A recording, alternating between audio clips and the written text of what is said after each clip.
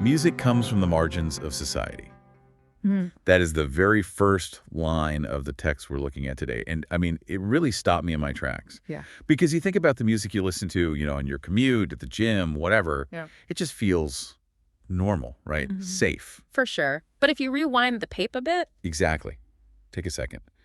Think about your favorite genre. Maybe it's hip-hop, maybe it's heavy metal, or, I don't know, techno. Or even something that seems totally harmless now, like rock and roll. Right. Go back to the moment that genre was actually born. I am willing to bet it was not playing in grocery stores. Oh, definitely not. It was probably happening in a basement somewhere or an illegal warehouse or a segregated club. It was almost certainly something that decent society considered dangerous. Or at the very least, just wrong. And that is exactly where we're going today. We're doing a deep dive into this really fascinating column by a writer who goes by Shotdegree. And it traces the chronological history of outlaw culture in music. Right, starting all the way back in the post-war 1950s. And it rides that wave all the way up to the pandemic era of the 2020s. And this isn't just a list of bands or like a history lesson. The source is really trying to dig into the sociological mechanics of it all. Yeah, the why. The why. Why does cool music almost always scare the establishment? We're looking at how deviance, that feeling of being outside the norm, is actually the engine that drives culture forward. Okay, so before we jump into the timeline, I think we need to clear up some terms. When the source uses the word outlaw, are we talking about like actual criminals having banks, yeah. running from the FBI? Well, sometimes. I mean, there's definitely overlap, but in this context, outlaw is really referring to the marginal. It's about the anti-normative. It's that urgent communal heat that sort of forms outside of the mainstream. So it's not that the people are doing something inherently evil. Not at all. It's more that they're just existing in a way that society hasn't approved of yet. It's really about who has the power to draw that line between what's normal and what's deviant. Okay, let's unpack this then. The source kicks things off in the 1950s. And to understand the outlaw, you have to understand the law, right? So what was the law of the 1950s? Conformity. Plain and simple. The war was over, economy's booming, and the ideal was the company man. Right. Discipline, work, the nuclear family, everything was meant to be orderly. And the first real crack in that facade, according to the source, actually comes from jazz. Jazz. That's interesting. I feel like today we think of jazz as something, fancy people listen to while drinking wine. Right. But in the late 40s and 50s, we're talking about late modern jazz like bebop. This was the incubator of rebellion. You had this collision of like high art and the nightlife lifestyle. The source calls it a black bohemian rejection of those wartime norms. Work and discipline. Yeah, all of that. It was this very intellectual outlaw lifestyle, rejecting the whole 9-to-5 mindset. Jazz was still a bit insulated, wasn't it? It was the real explosion. The moment the outlaw concept really starts to terrify the suburbs, that's the arrival of rockabilly and rock and roll. And this brings us to a concept the source highlights called moral panic. A classic term. Comes from the sociologist Stanley Cohen.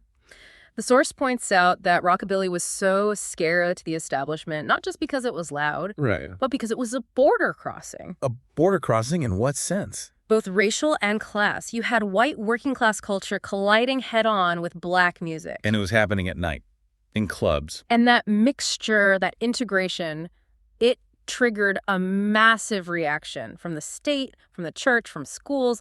They weren't just afraid of the drums, they were afraid of the integration. And the look. I mean, we take it for granted now, but you think about that whole greaser aesthetic. The leather jackets. The pompadours, the hot rods. Yeah. The source calls them anti-authority costumes. And whether it was the greasers or, the emerging biker culture, they were using their bodies and their clothes to mark themselves as separate. If you wore a leather jacket in 1955. You were basically screaming, I do not belong to your polite society. But here's the real irony, and the source makes a big deal about this.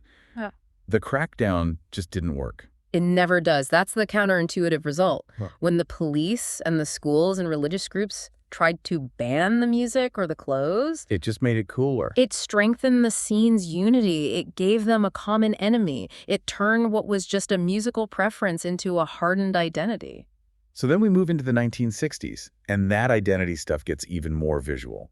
The source details the famous style wars in the UK. Mods versus rockers. Right.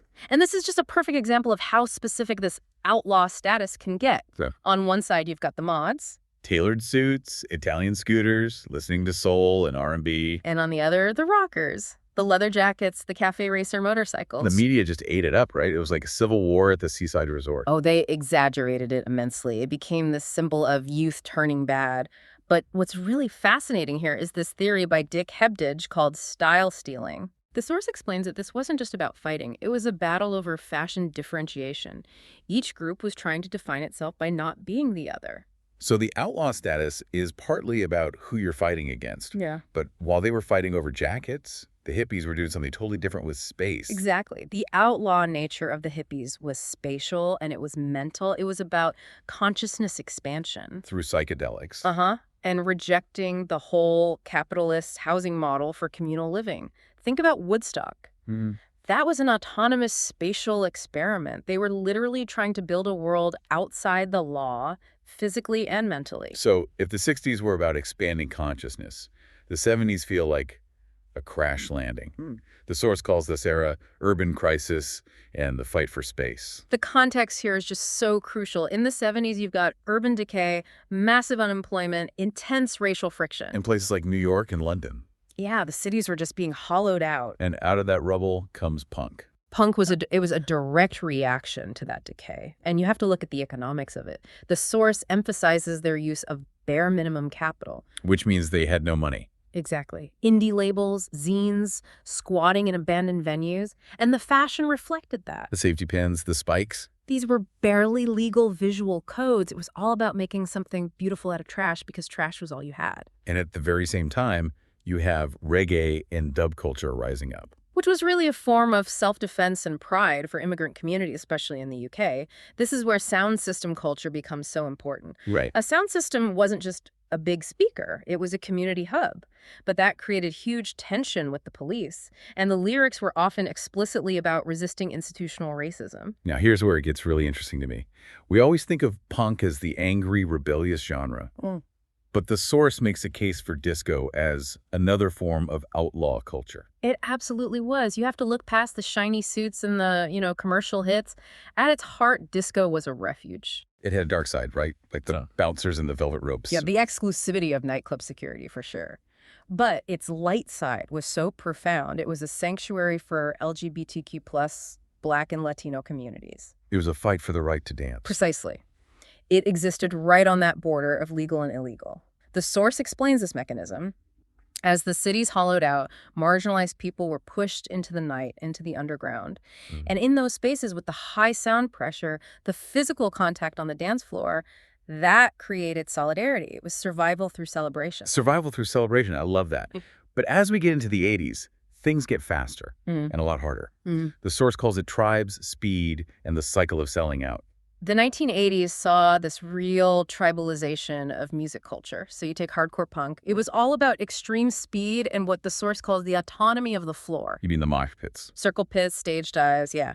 To an outsider, it just looks like a riot. But inside, it's this fleeting moment of agreement in an otherwise chaotic space. But we also have to touch on the skinhead subculture, because the source makes a really clear distinction there. Yeah, there was a major split. Right. And it's important to report this impartially. The skinhead and oi scene, it started as this working class pride thing, but it just fractured politically. Okay. So you had some groups moving toward right-wing exclusionism, and then you had others like the Sharp movement. Skinheads against racial prejudice. Right, moving toward anti-racism. It just shows how that outlaw energy isn't inherently good or bad, it's just power, and it can go in very different directions. And speaking of power, we cannot ignore the birth of hip-hop in this era. Hip-hop is so fascinating because it turned the neighborhood itself into a form of art. The four pillars, Block parties, graffiti, breaking, and the DJ MC. And in neighborhoods that were often surrounded by gang violence, the source notes that rap became a kind of legal weapon for self-narrative. It was a way to tell your own story when the news media wouldn't. Meanwhile, the metalheads were dealing with the whole satanic panic. The PMRC censorship battles, it's the same story again. The establishment tries to control the outlaw element, and they only succeed in making it more appealing to young people. So then comes the 90s, and this is where that cat and mouse game with the police really feels like it peaked. I'm talking about rave culture. Acid house and rave were all about the illegal party. Right, warehouses, open fields. And technology really changed the game here. The arrival of mobile phones allowed for moving parties. You could drop a location at the last minute to evade the police. It was a logistical war over who owned the night. But then you have grunge. And I think the source makes a really aha point here about capitalism. It's the cycle of selling out in its purest form. Grunge started out so vehemently anti-commercial. Flannel shirts, messy hair, it was anti-fashion. Totally, but the source notes it was almost instantly co-opted by the mainstream. The symbols of rebellion were turned into products you could buy at the mall. So the outlaw becomes the product. Exactly. And at the same time, you have gangsta rap just blurring the lines between reality and representation. The whole media panic was about whether the lyrics were imitating violence or causing it. They couldn't decide if they were reviewing art or reading crime reports. They really couldn't. Fast forward to the 2000s, the outlaw moves from the street to the screen. The cyber outlaw. With P2P file sharing, the Outlaw Act suddenly became copyright infringement. Millions of suburban kids were now, technically, criminals just for downloading a song. That line between legal and illegal just completely blurred. It did. Because of home studios and net labels, everything was up for grabs. And on the emotional side, we saw emo and screamo. A totally different kind of outlaw. This wasn't about physical violence. It was about emotional vulnerability that clashed with family and school norms. Screaming your feelings became the deviant act. It did. And then in the 2010s, you get the rise of trap and SoundCloud rap. And the source talks about the aesthetics of the drug economy. What does that mean exactly? It's a really sharp observation. You have the aesthetics of, like, monitoring paranoia and mental fragility being turned into art. Heavy 808s, repetition. Exactly. It mirrors the fragility of the economy these kids were growing up in. And on the flip side of that, in the club scene, you get the rise of safer space policies. This is a crucial evolution. Left field and queer clubs started enforcing their own internal laws. No harassment, no photos. Right. The rules were created by the community to protect themselves against external discrimination. They basically became outlaws by being more regulated than the outside world. Which brings us to the 2020s and the pandemic. The world shuts down. But the beats don't stop. Right. The pandemic shift is profound. We saw these micro raves, guerrilla outdoor DJs, suddenly parks, rooftops, streets. They became the new occupied public spaces because all the clubs were closed. And the whole vibe changed, didn't it? It wasn't just, let's party. Not at all. The source notes this big shift away from legal versus illegal and toward care and consensus. So events started combining music with mutual aid. Food banks, fundraising. The mission became about taking care of the community because, well, the state wasn't. It's just amazing to see that progression. From the lone rebellion of the greaser to the communal care of the pandemic rave. It's a huge arc. Now, looking back at all this, the source boils it down to what they call the 7 circuits of outlawing. Right. These are basically the 7 ingredients that make a scene feel outlaw. It's a great framework for understanding any subculture. Okay, hit me. Number 1. Space. Squatting in warehouses, using ruins, taking over streets. It's about being where you're not supposed to be. Number 2. Economy. Informal distribution. Mixtapes, bootlegs, passing files around.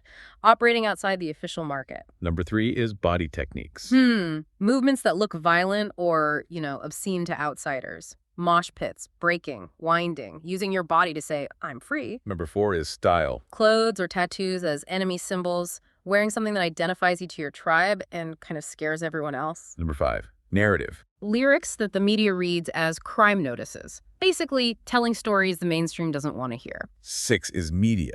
The media creating these folk devils, branding the musicians as the cause of all of society's problems. And finally, number 7, institutional reflection. Which is the cycle itself. The crackdown leads to the underground, which builds unity, which leads to commercialization. And then finally, a new deviation starts the whole cycle all over again. So what does all this mean for us? Why should you, listening right now, care about the sociology of outlaws? I think the big picture here and what the source really drives home is that this relationship between music and outlaws, it's not about praising crime, it's about power. It's about who gets to draw the line between what's normal and what's deviant. So it's not black and white. Not at all. There's a balance. On the positive side, you get solidarity, self-efficacy, you get the reimagining of public space. These movements show that people can organize themselves. But there is a negative side. For sure. We have to acknowledge there is real violence, there's drug harm, there's exclusion that can happen in these scenes. We can't just romanticize it blindly. But without that push from the margins. Without that push, culture just stagnates. I want you to leave with this image from the source. Think of music as caressing the edges of social norms. Wow. It kind of loosens up a rigid society. That spark of the outlaw, the thing that scares your parents, that often lights the fire for the next mainstream trend. That is such a cool way to look at it. The scary noise of today is the classic rock of tomorrow. Precisely. The margin eventually becomes the center. Well, that gives me a whole new perspective on my playlist. I think I'm going to go listen to something that makes me a little uncomfortable. That's the best way to learn. Thank you for walking us through that amazing history. My pleasure. It's always good to look at the margins. And thanks to you for listening to this deep dive. Keep your ears open, and we'll see you next time.